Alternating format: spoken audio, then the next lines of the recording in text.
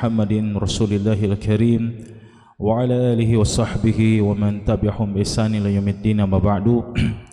Para jamaah salat maghrib Masjid Al-Husna yang dirahmati Allah Subhanahu wa taala, alhamdulillah kita masih diberikan kesempatan oleh Allah Subhanahu wa taala untuk dapat melanjutkan kajian kita, pembacaan dan juga penjelasan ringkas atas kitab Asy-Syama'il Muhammadiyah karya daripada Al-Imam Al-Hafidh Abu Isa Muhammad ibn Isa bin Sawr At-Tirmidzi rahimahullahu taala. Pada bab-bab yang sebelumnya kita sudah membahas tentang alat-alat perang beliau, pedang, kemudian baju zirah dan juga topi perang beliau sallallahu alaihi wasallam. Sekarang kita masuk pada bab yang ke-17 ya. Dan bab ke-17 ini dia menceritakan atau menggambarkan kepada kita tentang salah satu sifat daripada imamah beliau sallallahu alaihi wasallam. Penyebutan bab ini setelah bab baju-baju perang beliau sallallahu alaihi wasallam ini tidak lain adalah menurut kami ya, karena kami ketika merujuk pada syarah daripada Al-Bajuri dan juga Syekhuna Hisham Al-Kamil, mereka belum mengisyaratkan kenapa penyebutan imamah disebutkan setelah bab tentang alat-alat perang beliau. Akan tetapi yang zahir di sini adalah sebab imamah yang beliau sebutkan di sini, hadis-hadisnya adalah imamah yang beliau gunakan pada saat Fathu Mekah. Dan kita ketahui bahwasanya Fathu Mekah merupakan perang yang memang Rasulullah sallallahu alaihi wasallam sudah persiapkan ya. Oleh karenanya termasuk munasabah kesesuaian temanya adalah penyebutan imamah setelah penyebutan alat-alat perang beliau sallallahu alaihi wasallam. Berkata Imam At-Tirmidzi rahimahullahu taala, babu ma jaa fi imamati Rasulillah sallallahu alaihi wasallam, bab yang datang tentang penjelasan hadis-hadis yang berkaitan dengan imamahnya Rasulullah sallallahu alaihi wasallam. Qala hadatsana Muhammad bin Bashar qala hadatsana Abdurrahman ibnu Mahdi an Hamad bin Salamah. Ya, Hamad bin Salamah beliau ini merupakan guru utama daripada Imam Abu Hanifah ya, rahimahumullahu taala. Dan keduanya sama-sama statusnya adalah tabi'in. Jadi tabi'in berguru kepada tabi'in. Hanya saja Hamad bin Salamah ini tabi'in kibar dan Imam Abu Hanifah dia tabi'in sigar ya, karena beliau hanya menjumpai kurang lebih ya 4 orang sahabat ya semasa beliau ya, di antaranya adalah Anas bin Malik ya. Bahkan dikatakan bahwasanya perjumpaan beliau dengan Anas bin Malik hanyalah perjumpaan yang biasa ya, hanya melihat, akan tetapi belum sempat menimba ilmu langsung daripada Anas bin Malik. Kemudian beliau menyebutkan ya, sebagaimana kita sudah sebutkan pada beberapa pertemuan awal bahwasanya salah satu kebiasaan para ahli hadis ataupun mereka yang menjaga tradisi di dalam riwayat ya, memiliki tradisi riwayat adalah maksudnya adalah tahwil, peralihan sanad ya. Jadi daripada mengulangi sanad dari awal, maka mereka meringkasnya dengan menyebutkan yang artinya adalah sanad yang mereka sebutkan ini adalah mirip dengan sanad sebelumnya, hanya saja berbeda pada beberapa perawi awal yang disebutkan di awal tadi. Jadi wa haddatsana, dan menceritakan kepada kami Mahmud ibni Gailan qala haddatsana Waqi'un, Waqi' guru daripada Imam Syafi'i, an Hamad ibni Salamah. Ini dia. Jadi sanadnya kembali kepada Hamad ibni Salamah, guru daripada Imam Abu Hanifah, an Abi Zubair, dari Abi Zubair, an Jabir ibni Abdullah radhiyallahu taala anhu, dia mengatakan dakhalan Nabi sallallahu alaihi wasallam Makkah yaumal fathi wa alaihi imamatun sauda. Nabi sallallahu alaihi wasallam masuk Mekah pada hari Al-Fath. Al-Fath maksudnya adalah penaklukan Mekah ya. Jadi kalau dalam kitab-kitab syiar ya, kitab-kitab sejarah Nabi SAW, kalau disebutkan Al-Fath maka maksudnya adalah Fathu Makkah ya. Dan beliau mengenakan imamah yang berwarna hitam ya. Taib. Para jemaah sekalian yang dirahmati Allah Subhanahu wa taala, imamah ini secara umum, secara bahasa, secara etimologis adalah segala sesuatu yang digunakan untuk menutup kepala. Ya. Jadi sebenarnya ya, mikfar juga, topi perang beliau juga secara bahasa juga maknanya adalah imamah. Begitu pula songkok, ya, kolonsu, ya, ini juga sah, ya, secara bahasa disebut dengan imamah. Akan tetapi Imam At-Tirmidzi memaksudkan imamah di sini adalah imamah kain yang beliau lilitkan di kepala beliau sallallahu alaihi wasallam. Jadi maksudnya bukan mikfar dan juga bukan kolonsuah atau kina, ya, akan datang pembahasan tentang kinanya Rasulullah sallallahu alaihi wasallam. Kenapa? Karena beliau menyendirikan pembahasan antara mikfar, topi perang, dan imamah ini. Kemudian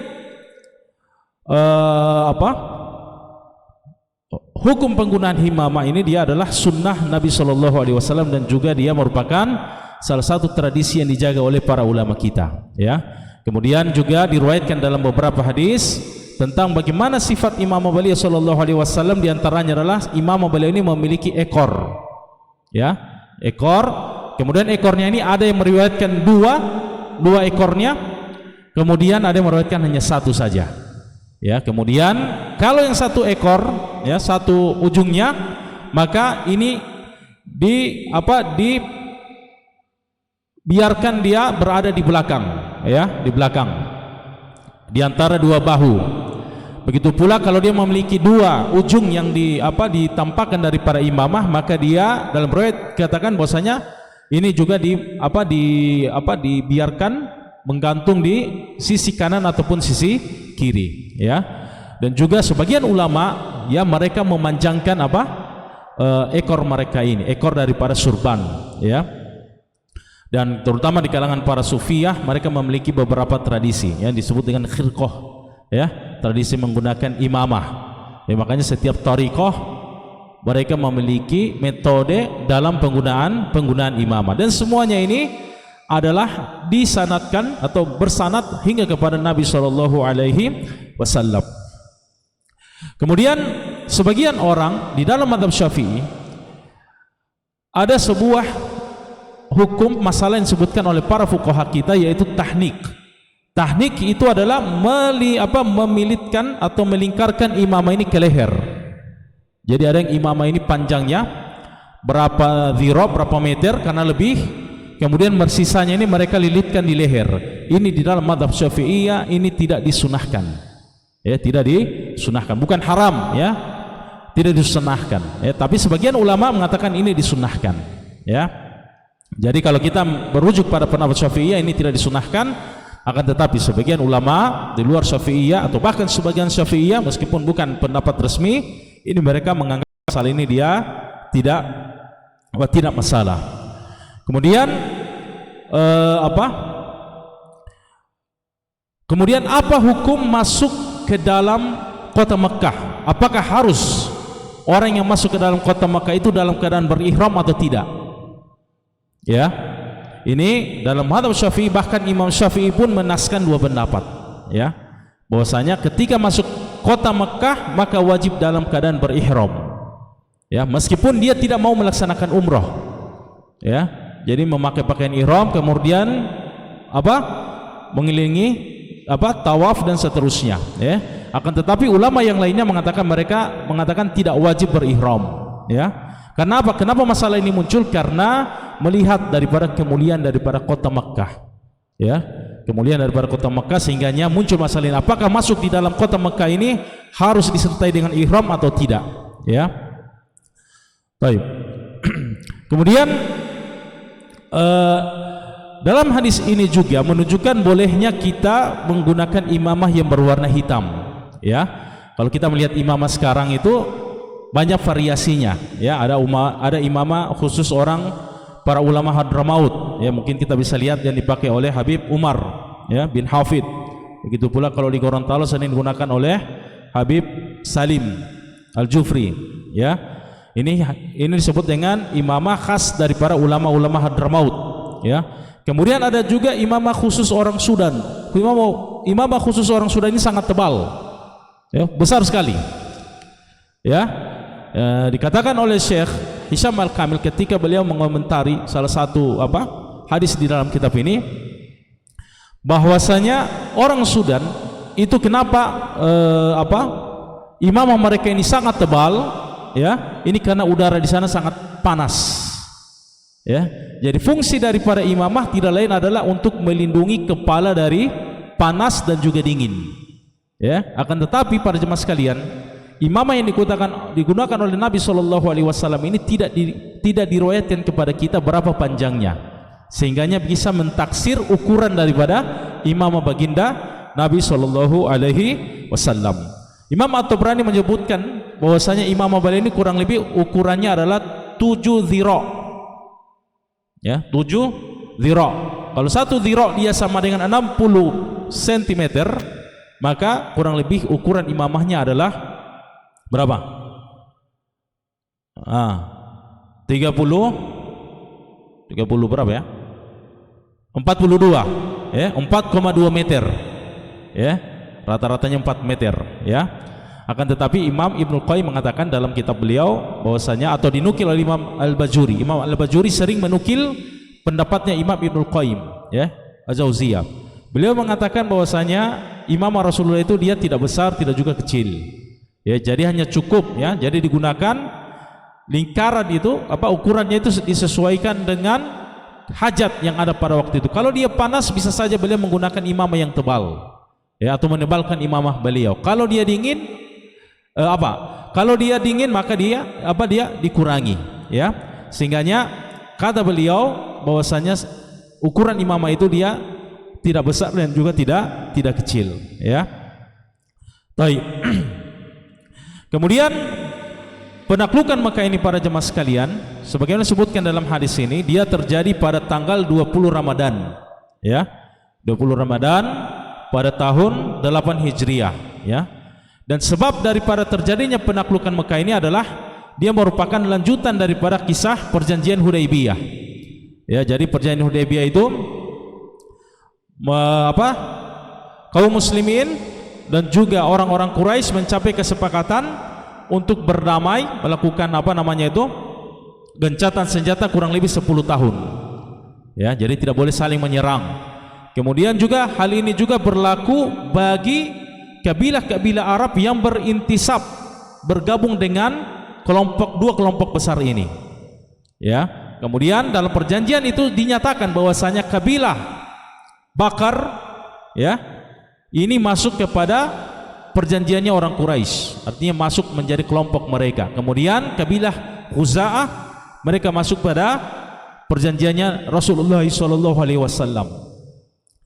Nah, perjanjian ini para jemaah sekalian kemudian dilanggar oleh Bani Bakar ini, ya, karena memang di antara dua kabilah ini terjadi permusuhan sejak zaman jahiliyah, ya, saling perang, saling menyerang, ya, saling balas dendam, hingga akhirnya hal ini pun berlangsung hingga setelah perjanjian Hudaybiyah. Nah, perjanjian inilah yang dijadikan oleh Rasulullah SAW sebagai momentum untuk menaklukkan Mekah, untuk membuka kota Mekah, ya. Akhirnya beliau menyiapkan pasukan kurang lebih 10.000 sahabat, dan gerakan ini atau gerakan penaklukan ini dirahasiakan oleh baginda Nabi SAW dan juga para kaum muslimin, ya. Sehingganya ketika sampai di dekat kota Mekah, orang-orang Quraisy ini kaget, ternyata sudah ada pasukan besar yang bersiap-siap untuk menyerang kota Mekah, ya. Akhirnya terjadilah penaklukan Mekah, dan beliau ketika masuk Mekah ini menggunakan imamah yang berwarna hitam. Para ulama kita menjelaskan kenapa beliau menggunakan imamah hitam ketika masuk. Bukankah menggunakan imamah yang putih itu lebih afdol? Dan ini juga yang ditarjih oleh jumhur ulama, bahwasanya imamah yang afdol itu dia berwarna hitam. Ya, kata para ulama kita, karena memang warna hitam ini dia sangat cocok dengan perang. Ya, menggambarkan tegas, ya, tidak takut dan seterusnya. Kemudian juga yang berkaitan dengan imamah para jemaah sekalian, bahwasanya Nabi SAW sebagaimana yang diriwayatkan oleh Imam Muslim, bahwasanya beliau ketika masuk ke kota Mekah, beliau menggunakan imamah tanpa memiliki ekor adbah. Ya, jadi memang hanya dililitkan tanpa menyisakan ekor untuk digantungkan di belakang bahu ataupun di depan pundak beliau. Ya, hal ini sangat wajar ya. Kalau bayangkan kalau kita berperang kemudian ada ekor di imamah, hal ini akan merepotkan orang yang memakai imamah. Ya, begitu pula penggunaan imamah beliau sallallahu alaihi wasallam ini dikhilafkan, apakah imamah beliau ini diletakkan di bawah daripada mikfar beliau, topi perang, atau beliau menggunakan topi perang kemudian melilitnya dengan imamah. Ini ada khilaf di kalangan para ulama kita. Ya, baik. Inilah dia hadis yang pertama, dan kurang lebih sisa hadisnya ada 5 hadis yang disebutkan dalam kitab ini, dia memiliki makna yang sama. Kemudian Syekhuna Hisham Al-Kamil beliau memberikan beberapa faidah di dalam kitab beliau ini, syarah beliau. Beliau mengatakan bahwasanya imamah daripada Bani Abbasiyah, ya, Bani Abbasiyah, semua khulafa mereka menggunakan imamah yang berwarna hitam. Ya, jadi Harun Ar-Rasyid yang terkenal itu imamah beliau adalah imamah yang berwarna hitam, dan ini diwariskan dari satu generasi ke generasi yang lain. Nah, ini ketika dicari kenapa simbol daripada Bani Abbas ini adalah warna hitam, ya, ini dikatakan bahwasanya keturunannya siapa? Mu'tasim bin Harun Ar-Rasyid, ya. Mereka ini mengklaim bahwasanya setelah penaklukan Mekah, ya, setelah penaklukan Mekah, Nabi SAW menghadiahkan imamah hitam beliau ini kepada kakek mereka atau paman beliau SAW, yaitu Al-Abbas.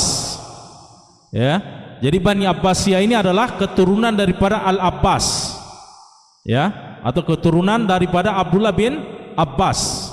Ya, nah imamah beliau inilah yang diwariskan secara turun-temurun oleh Bani Abbasiyah di dalam masalah khilafah.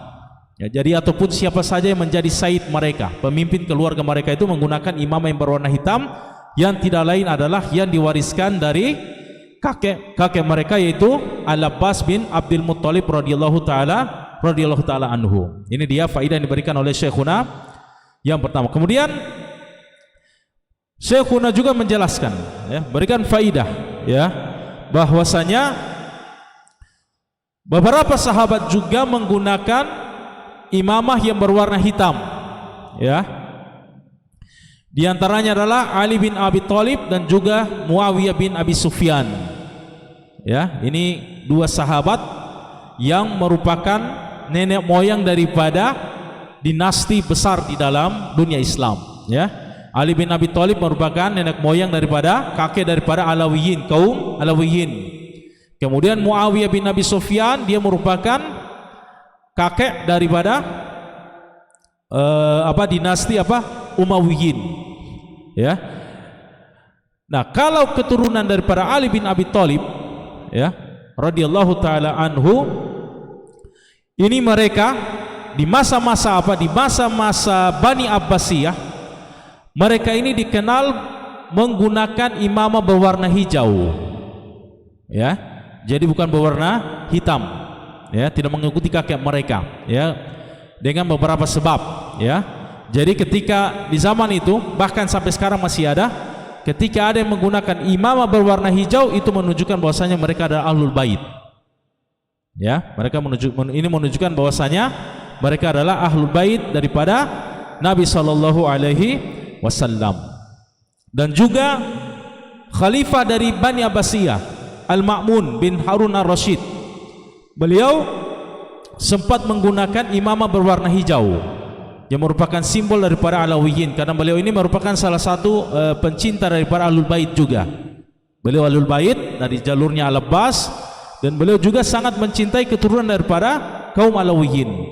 Ya, makanya beliau sempat menjadikan Ali Ridho sebagai putra mahkota. Dan ini sempat menjadi kontroversi di kerajaan waktu itu. Hingga akhirnya Imam Ali Ridho ini meninggal terlebih dahulu, ya, karena memang secara umur Imam Ali Ridho ini beliau lebih tua daripada Al-Ma'mun.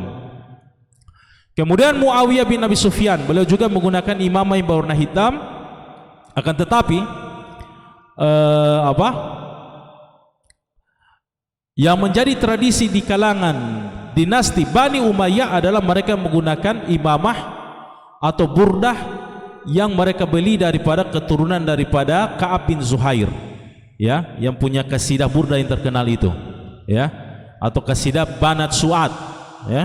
Nama kasidahnya Banat Su'ad, kemudian lebih dikenal dengan laqabnya dengan kasidah burdah. Nah, beliau ini ketika melantunkan syair di hadapan Nabi SAW, Nabi memberikan beliau ini sebagai hadiah muqabalah daripada syairnya beliau ini dengan burdah beliau berwarna hijau. Inilah yang diburu oleh keturunan daripada Bani Umayyah dan menjadi tradisi mereka setiap kali terjadi pergantian khalifah adalah salah satu tradisinya adalah menggunakan burdah daripada Ka'ab bin Zuhair ini yang tidak lain merupakan hadiah daripada baginda Nabi sallallahu alaihi wasallam. Kemudian di sini juga boleh sebutkan bahwasanya Al Hasan ibni Ali, cucu baginda Nabi sallallahu alaihi wasallam, ini beliau menggunakan imamah dan juga pakaian yang berwarna hitam semua. Ya. Ini beliau sangat suka dengan yang berwarna hitam, ya. Nah, oleh karenanya bisa kita ambil kesimpulan di sini adalah bahwasanya bolehnya menggunakan imamah hitam ataupun baju yang berwarna hitam. Bahkan dia merupakan salah satu baju yang dicintai oleh atau warna yang dicintai oleh Nabi sallallahu alaihi wasallam. Meskipun ya para ulama kita mengatakan bahwasanya yang paling afdal adalah yang berwarna putih, ya, imamah atau baju yang berwarna putih. Ini dia hadis yang ke-114, hadis yang pertama dalam bab ini. Kemudian hadis yang berikutnya, qala haddatsana Ibnu Abi Umar, qala haddatsana Sufyan ibnu Yainah, ya, an Musawirin al-Warraq, dari Musawir al-Warraq. Al-Warraq artinya dia orang yang bekerja, profesinya adalah penjual atau pembuat kertas atau tukang salin naskah, ya, disebut dengan Al-Warraq. An Ja'far ibni Amr ibni Huraith an abihi, dari ayahnya Amr bin Huraith, qala, dia mengatakan, ra'aitun nabiyya sallallahu alaihi wasallam yaktubu 'alal mimbari wa alaihi imamatun sauda. Saya melihat Nabi sallallahu alaihi wasallam berkhutbah, ya, berpidato di atas mimbar dan menggunakan imamah yang berwarna hitam. Nah, hadis ini para jemaah sekalian, dia momennya adalah pada saat Fathu Mekah juga. Ya, jadi setelah beliau sallallahu alaihi wasallam masuk Mekah, yang pertama beliau lakukan adalah menghancurkan berhala-berhala yang ada di dalamnya. Ya, ada 360 berhala. Ya. Setelah itu beliau singgah di rumahnya Ummu Hani, ya, sepupu beliau atau saudari daripada Ali bin Abi Thalib, mandi di situ. Kemudian disinilah, ya, sebagaimana disebutkan dalam hadis sebelumnya, pada bab-bab sebelumnya, bahwasanya Ummu Hani melihat rambutnya Nabi sallallahu alaihi wasallam ini dikepang menjadi 4 kepang, ya. Jadi ada 4 kepangan, kemudian ditutupi dengan mikfar, topi perang beliau, atau juga langsung dimengenakan dengan imamah, ya. Setelah beliau pun keluar kepada manusia, berkhutbah di situ dan memberikan pemaafan kepada orang-orang musyrik Mekah yang kemudian mereka masuk Islam. Makanya mereka yang masuk Islam di masa itu disebut dengan tulaqa. Ya, tulaqa Muhammad, orang-orang yang dibebaskan oleh Muhammad sallallahu alaihi wasallam. Ini membedakan. Makanya masa hijrah itu kaum muhajirin itu diakhiri dengan penaklukan Makkah. Ya, jadi siapa itu kaum muhajirin? Mereka adalah yang masuk Islam sebelum penaklukan Makkah. Karena setelah penaklukan Makkah, sebagaimana diriwayatkan oleh Imam Al-Bukhari, bahwasanya tidak ada lagi hijrah setelah penaklukan Makkah. La hijrata ba'dal fath. Tidak ada lagi hijrah setelah penaklukan Makkah. Makanya siapa saja yang masuk Islam sebelum Fathu Makkah dia disebut muhajirin, ya, dan masuk Islam setelahnya mereka disebut dengan muslimul Fath Makkah, orang yang masuk Islam pada saat Fathu Makkah. Nah, beliau di sini berkhutbah di alal mimbar, Nah sekarang jadi pertanyaan, apakah di Ka'bah itu ada mimbar atau tidak? Nah ini dimaksudkan para jemaah sekalian, mimbar secara bahasa, karena mimbar itu dia adalah tempat yang tinggi, ya. Jadi tempat ini, latar masjid ini dia bisa disebut sebagai mimbar, ya, karena dia agak tinggi daripada halamannya, ya. Karena waktu itu belum ada mimbar, ya, di Masjidil Haram atau di Ka'bah belum ada mimbar, maka beliau pun berdiri. Dikatakan oleh para ulama kita, di antara Imam Al-Bajuri, bahwasanya beliau berdiri di depan pintu Ka'bah, ya, di pintu Ka'bah, dan dia merupakan tempat tertinggi yang bisa dijangkau oleh seorang yang mau memasuki Ka'bah, ya. Makanya di sini juga, ya, bisa kita pahami bahwasanya kalau khutbah Jumat itu sah meskipun tanpa menggunakan mimbar, ya, mimbar yang seperti kita kenal hari ini. Yang penting tempatnya agak tinggi, ya. Dianjurkan orang mau berkhutbah Jumat atau khutbah Id, dianjurkan untuk berdiri di tempat yang agak tinggi dibandingkan dengan daripada jamaah yang lain, sehingga mereka bisa melihat orang yang sementara berkhutbah, ya. Baik, ini dia hadis yang ke-115. Hadis yang ke-116, qala hadatsana Mahmud ibn Gailan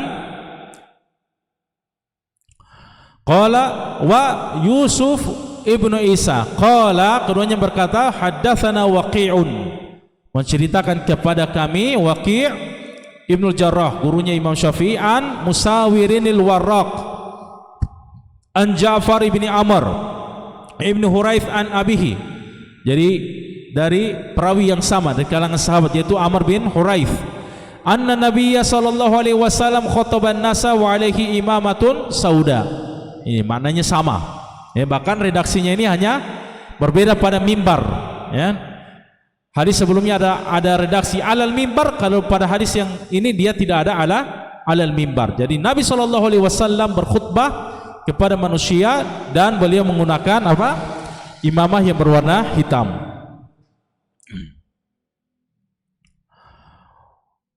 Baik, di sini Syekhuna menyebutkan faidah, ya. Beliau mengatakan qala Ibnu Qayyim rahimahullah, ya. Ini salah satu hal yang mungkin dirasa asing, ya, bagi sebagian orang. Kenapa Syekh Hisham Al-Kamil Al-Azhari sering menukil daripada Imam Ibnu Qayyim? Ya, para Imam Ibnu Qayyim ini dia merupakan salah satu referensi atau rujukan daripada tokoh salafi, ya kan, kelompok salafi. Sebenarnya beliau tidak bersendirian dalam masalah ini, ya.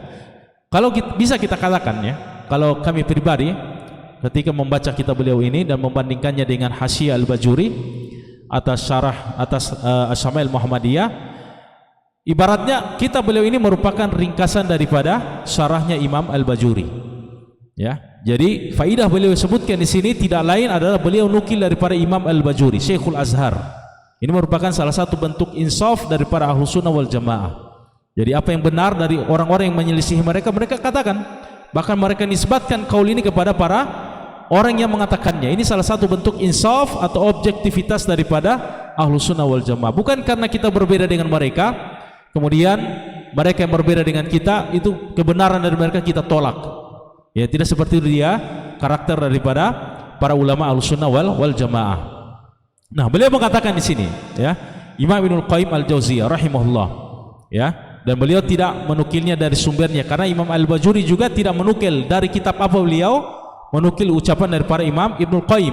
Akan tetapi yang zahir bagi kami, ya, bahwasanya kemungkinan besar nukilan ini diambil daripada kitab Zadul Ma'ad beliau, ya, karena kitab Zadul Ma'ad merupakan salah satu kitab sejarah, ya, yang paling paling lengkap, ya, salah satu kitab sejarah yang lengkap. Selain menyebutkan sejarah, Imam Ibnu Qayyim juga menyebutkan beberapa fikih di situ dan beberapa pendapat-pendapat beliau dan juga pendapat guru beliau Imam Ibnu Taimiyah. Nah, di sini beliau menukil. Apa kata Imam Ibnu Qayyim? Lam takun imamatuhu sallallahu alaihi wasallam kabiratan yu'dhir ra'sa hamalaha wala sagiratan taqsur an wiqayati ra'si min nahwi hurrin min harrin au burdin bal kanat wasatan baina dzalik. Jadi imam Rasul itu tidak terlalu besar dan juga tidak terlalu kecil. Kalau terlalu besar maka dia akan merepotkan orang yang membawanya. Ya, sebagaimana apa yang kita lihat di beberapa mungkin kita lihat beberapa tokoh ulama yang memang besar dia punya imamah. Di antaranya Imam Syarqawi, Syekhul Azhar. Ya. Akan tetapi Imam Syarqawi ini, imamah beliau ini bukan karena panas atau apa ya.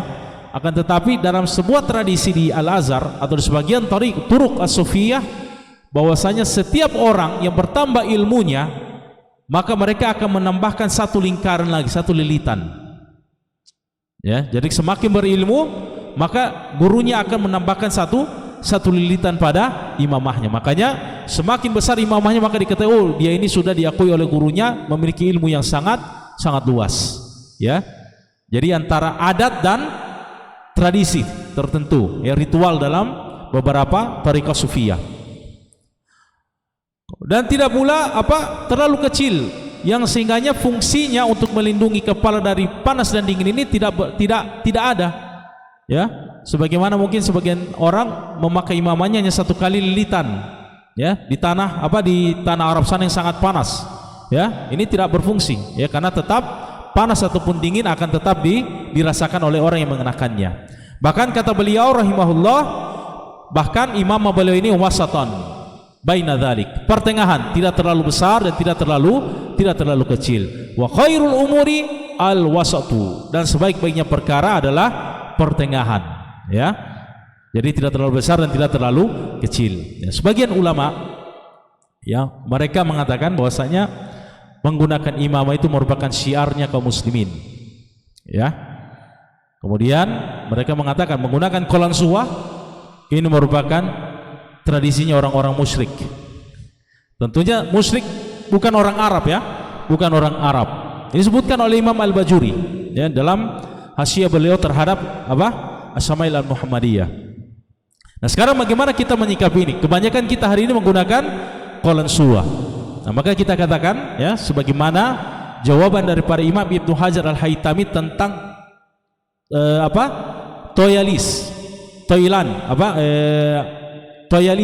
ya. Dia seperti sekarang sering digunakan oleh syekh yang dari Saudi, toilasan, ya, dia kayak begini tapi dia tidak dilingkarkan, tapi hanya sekedar diletakkan di atas kepala. Ya, kalau mau lihat silakan lihat orang sholat di Masjidil Haram, imamnya, itu dia toilasan, ya, sebenarnya dia adalah toilasan. Nah, toilasan ini para jemaah sekalian, dia sebenarnya merupakan pakaian resminya para rabi Yahudi. Ya, silakan searching di Google rabi Yahudi, keluar fotonya. Baru bandingkan dengan orang-orang Arab sekarang. Ya, orang-orang Arab sekarang mirip, ya, menggunakan toilasan itu. Hanya saja orang Yahudi itu memiliki motif, ya, motif putih hitam kalau tidak salah. Ya, kalau yang ada sekarang yang sering tersebar dia biasanya kotak-kotak merah putih, ya, itu sering banyak umum digunakan. Nah, sekarang bagaimana? Apakah mereka dikatakan tasyabuh dengan orang Yahudi atau tidak? Kata Imam Ibnu Hajar Al-Haytami, jawaban beliau atas masalah ini, asalnya ini adalah tasyabuh, meniru-niru kebiasaan daripada orang kafir. Akan tetapi ketika Islam ini sudah menyebar, kemudian berinteraksi dengan orang-orang ajam, non Arab, dan mereka menyerap tradisi-tradisi kehidupan daripada orang-orang ajam, maka penggunaan toilasan di masa beliau Ibnu Hajar ini sudah menyebar. Jadi sudah bukan merupakan salah satu kekhususan daripada orang Yahudi. Ya, jadi sampai orang Arab dan seterusnya itu menggunakan toilasan. Nah, sehingganya yang hukumnya asalnya adalah tasyabuh, ketika dia sudah menjadi adat dan tidak menyelisihi nas, misalnya tidak sampai menyingkap aurat, ya, maka ini pun menjadi adat, maka dia pun hukumnya menjadi mubah. Ya, jadi menggunakan toilasan hari ini dia hukumnya mubah. Kalau tentunya hukum tasyabuh akan jatuh kalau dia memang niatnya memang saya pakai begini karena saya suka gaya ulama daripada Yahudi itu, rabi Yahudi. Ini haram. Tapi kalau memang tujuannya adalah karena dia merupakan sebuah adat sekarang di kalangan bangsa Arab, maka ini tidak masalah. Begitu pula dalam masalah qalansuwah, topi seperti ini. ya, ketika dia sudah menjadi adat daripada mayoritas kaum muslimin hari ini, bahkan ya, qalansuwa ini dia sudah mengambil fungsi seperti kina. Akan datang bab tentang kinanya Rasulullah SAW, yaitu kain yang digunakan di bawah imamah untuk mencegah keringat atau minyak itu jatuh ke mengenai imamah, ya. Jadi untuk melindungi itu maka Rasulullah menggunakan kina. Akan datang babnya. Nah, fungsi daripada songkoh hari ini seperti qalansuwa yang kita gunakan hari ini, dia fungsinya seperti itu. Makanya di sebagian orang Arab ini disebut dengan bukan qalansuwa lagi, tapi ar-raqiyah, arok, keringat, karena dia akan melindungi kepala daripada keringat ketika menggunakan imamah di atasnya.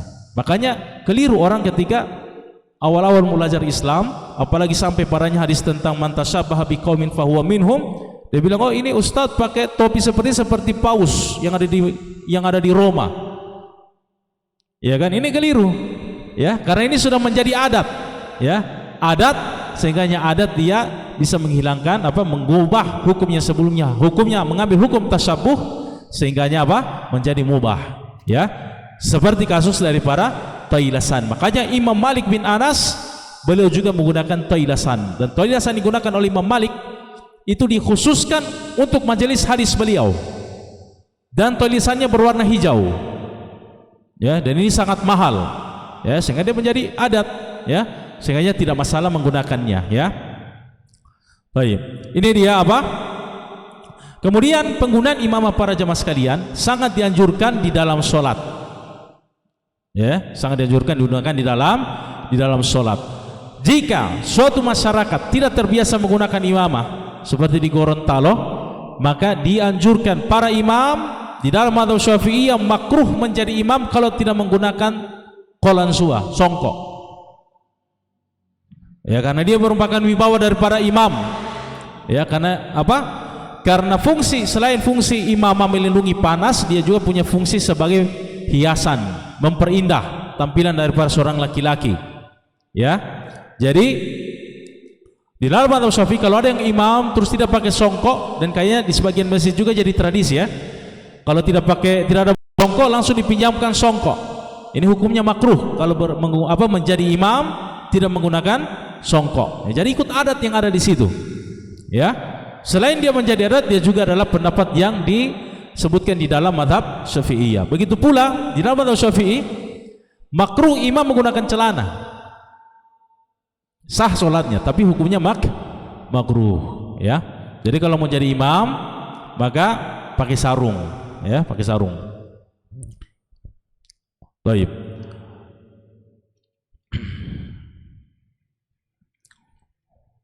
Baik, begitu juga di sini Syekhuna menyebutkan bolehnya menggunakan baju warna hitam ketika khutbah, termasuk khutbah Jumat, ya. Tapi kalau suatu masjid memang sudah ada SOP-nya, ya.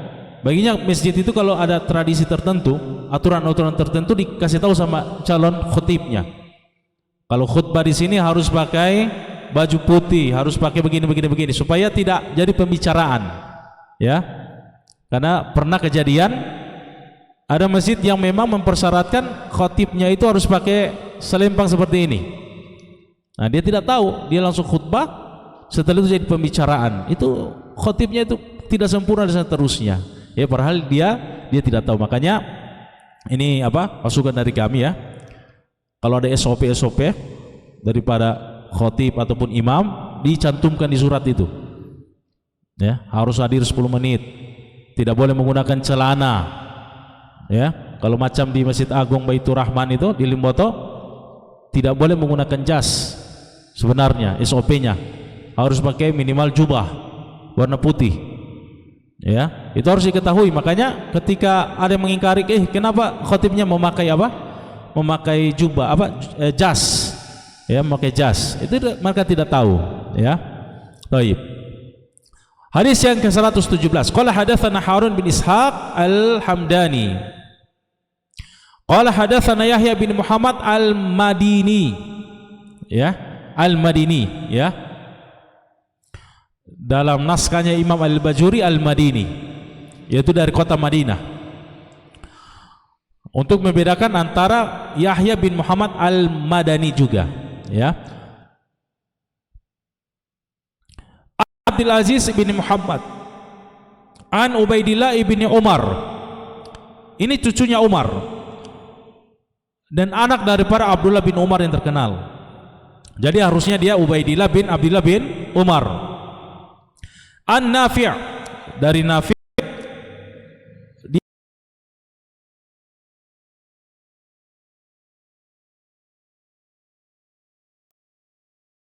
idza tama sadala imamatahu baina katifaihi. Ini dia. Jadi Nabi sallallahu alaihi wasallam jika menggunakan imamah maka beliau akan memanjangkan, mengeluarkan ujung daripada imamahnya ini di antara dua pundaknya. Ya. Di sini ada khilaf, ya, ada khilaf. Apakah ujung bagian atas atau ujung yang bagian atas yang terakhir dililitkan? Ya, memang ada khilaf. Kalau yang dari bawah biasanya setelah selesai atas dimasukkan ujungnya kemudian ditarik. Ya, dan ini yang diijazahkan kepada kami Syekhuna Mustafa Abdul Nabi. Tapi sebagian yang bagian bawah itu memang sudah ditutupi, kemudian ujung yang terakhir itulah ditarik ke belakang. Ya, ini dia.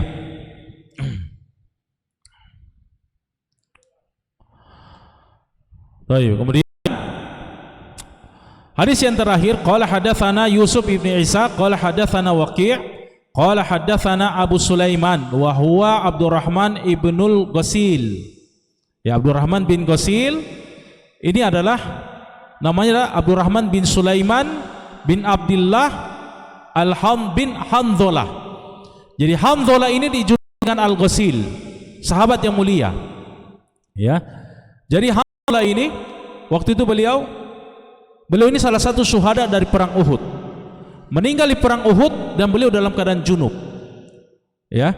Jadi ketika beliau ini sudah mati syahid di perang Uhud, Nabi SAW melihat jenazahnya Hanzalah dimandikan oleh malaikat. Ya, dimandikan oleh malaikat. Kemudian ditanyakan oleh Nabi, dia bilang, "Coba cari kenapa, apa keadaan terakhir daripada Hanzalah sehingga beliau ini dimandikan oleh para malaikat." Kemudian ditanyakan kepada istrinya.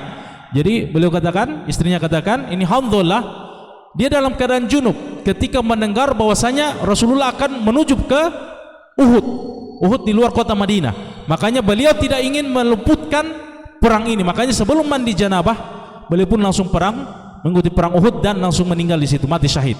Ya, makanya dia dimandikan oleh para malaikat. Makanya beliau dijuluki dengan Ghasilul Malaikah, yang dimandikan oleh para malaikat. Ini adalah cucunya, ya. An Ikrimah adalah maula daripada Abdullah bin Abbas. An Ibni Abbas radhiyallahu taala anhuma anna Nabiyya sallallahu alaihi wasallam khataban nasa wa alaihi isabatun dasma. Jadi bahwasanya Nabi sallallahu alaihi wasallam berkhutbah kepada manusia dan beliau menggunakan isobah. Isobah adalah imamah, dasma adalah hitam. Ya, dasma adalah hitam. Jadi mana hadisnya sama dengan hadis yang diriwayatkan oleh siapa? Amr bin Huraith, bahwasanya beliau berkhutbah dan menggunakan imamah sauda. Kita cukupkan sampai di sini dulu para jemaah sekalian karena sudah masuk waktu salat Isya. Subhanakallahumma bihamdik asyhadu an la ilaha illa anta astaghfiruka wa atubu ilaik. Wa akhiru da'wana alhamdulillahi rabbil alamin. Assalamualaikum warahmatullahi wabarakatuh.